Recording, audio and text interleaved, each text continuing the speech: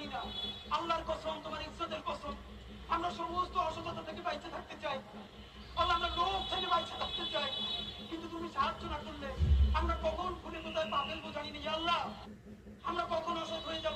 সবাই যখন মৃত্যুটাকে ভীষণ ভয় পায়, আমি তখন হাসতে হাসতে আল্লাহর কাছে ভীষণ সন্তুষ্টি নিয়ে পৌঁছতে চাই যে আমি একটা ন্যূনতম ওই জীবনটা লিড করতে পারলাম, যে আমি একটা ইনসাফের হাসি নিয়ে আমি আমার আল্লাহর কাছে পৌঁছতে চাই। শুধু আমাদেরকে যদি কেউ গুলি করে মেরে ফেলে, তাকে যেন ধরে বিচার করা হয়। আপনি যদি আজকে আমাকে, জাভেদকে, আমাদের টিমকে মেরে ফেলেন এবং তার যদি বিচার করতে না পারেন, তাহলে নতুন কেউ জন্ম পাবে না। ভাই, আল্লাহ যদি আমাকে নিয়ে যায়, আমার বাচ্চাটার দিকে একটু খেয়াল রেখে। ভাই, আল্লাহ যদি আমাকে নিয়ে যায়, আমার বাচ্চাটার দিকে একটু খেয়াল রেখে। মন খারাপ হয় যে আল্লাহ যদি আমাকে কোনোদিন নিয়েও যায়। তো এই যে ছেলে মেয়েগুলো, মানে আমি আল্লাহর কাছে সবসময় দোয়া করি। আপনি জানেন যে আমার আল্লাহ একটা সন্তান দিচ্ছে, 3 মাস ওর বয়স। তো পরশু আমার খুব কাছের বড় ভাই, উনি ডেকেছিলেন আমাকে এবং আমাকে ছেলের জন্য কিছু গিফট দিছে জোর করে।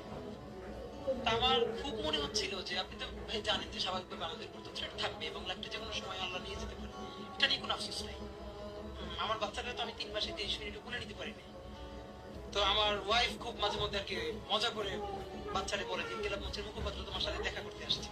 এই প্রথম মনে হলো কি যে আমি ভাইয়ারে বলি, ভাই আল্লাহ যদি আমাকে নিয়ে যায়, আমার বাচ্চাটার দিকে একটু খেয়াল রেখে। মানে আমি জানি যে আমরা এক সময় সঙ্গীহীন হয়ে যাবো, আমাদের সাথে কেউ থাকবে না, আমরা সবাইকে হারাই ফেলবো। কিন্তু এতগুলো মানুষের জীবন চিরতরে অন্ধ, পঙ্গু। ইউটিউবে এটা আমি অনেকবার বলছি, ঢাকা বিশ্ববিদ্যালয়ের মসজিদ থেকে নামাজ পড়ে বেরোচ্ছি। যে কোনো রাজনৈতিক ব্যক্তিত্ব থেকে ভাই আপনাকে স্মরণে থাকবে আজীবন। হায়াত মওতের মালিক আল্লাহ, ন্যূনতম সিকিউরিটি নিয়ে চলাও সুন্নাহ।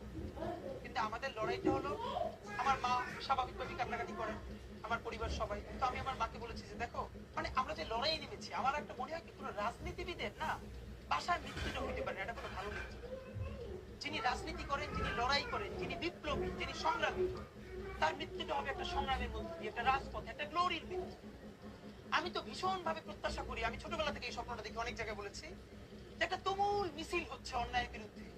সেই মিছিলের সামনে আমি আছি, কোনো একটা বুলেট এসে আমার বুকটা হয়তো বিদ্ধ করে দিয়েছে, এবং সেই মিছিলে আমি হাসতে হাসতে আমি শহীদ হয়ে গেছি।